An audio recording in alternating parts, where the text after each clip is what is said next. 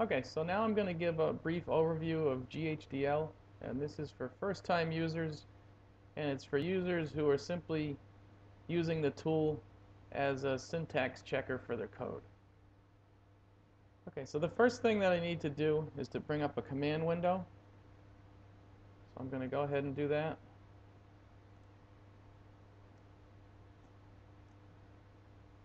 Okay, so now I have my command window open, and we'll note that I'm in this folder users/jcavallo. And in order to use the GHDL tool, I need to move into the folder that contains the code that I'd like to compile. Um, so I have the code I want to compile in this folder right here, example 1 on my desktop. So what I'm going to do is I'm going to type cd for change directory into desktop. And I'm going to type cd again into example 1. Now we'll see that I'm in this folder here, users, jcavallo, desktop, example 1. So let's have a look inside this folder. So in this folder, we see this file here, example 1, with a VHD extension. And we could have also looked for that by typing dir in our command window. And we see here example1.vhd. Okay, so now I want to go ahead and compile it.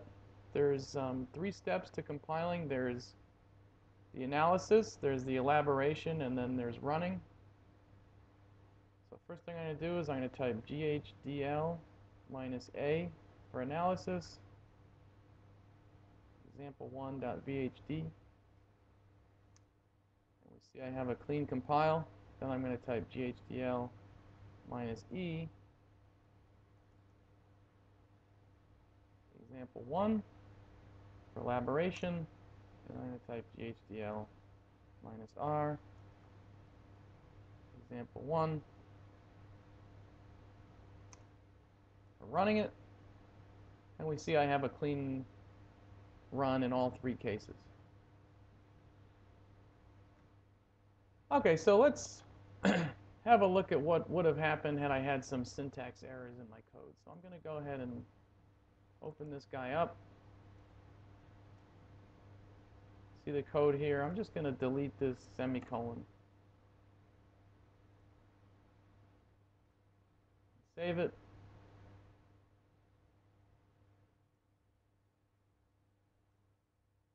Now, again, I start with the analysis.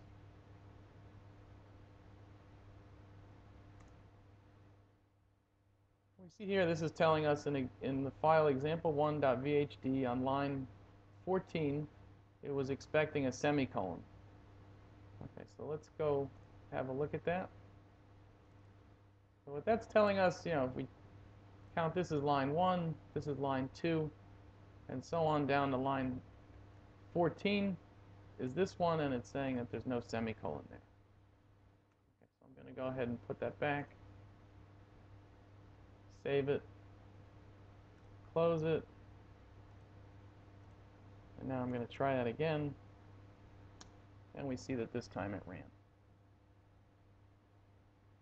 Another thing you may be wondering about is, how come for the analysis I typed example1.vhd, and then when I went to elaborate and run, all I typed in was example 1. And so let's have a look at that. In order to understand that, we're going to open our code again. Remember we said that the file name was example1.vhd. See this here, example1.vhd. So when you go to do the analysis, you need to provide the file name. So GHDL -a and then file name. Okay, so for when you go to elaborate and to run, instead of providing the file name, what you need to provide is the entity name. So in this case, we see here that the entity name is just example 1. So analysis with the file name, elaborate and run with the entity name. And just as an aside, by convention, typically we only put one entity per file, and the file name is typically the same name as that entity with a .vhd extension. Okay, so another thing I'd like to take a quick look at. Let's say I were to change the name of this file. Instead of example1, I'm going to change it to example1 with a space in between.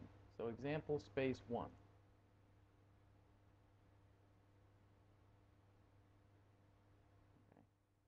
Now I'm going to go ahead and try to compile that. GHDL minus A example space 1.vhd. I go to compile that and it gave me an error. Okay, so and the way to work around that, if you ever have a space in your file name, you have to put quotes around the file name. So I'm going to type GHDL minus A, and I'm going to put quote example1.vhd like this.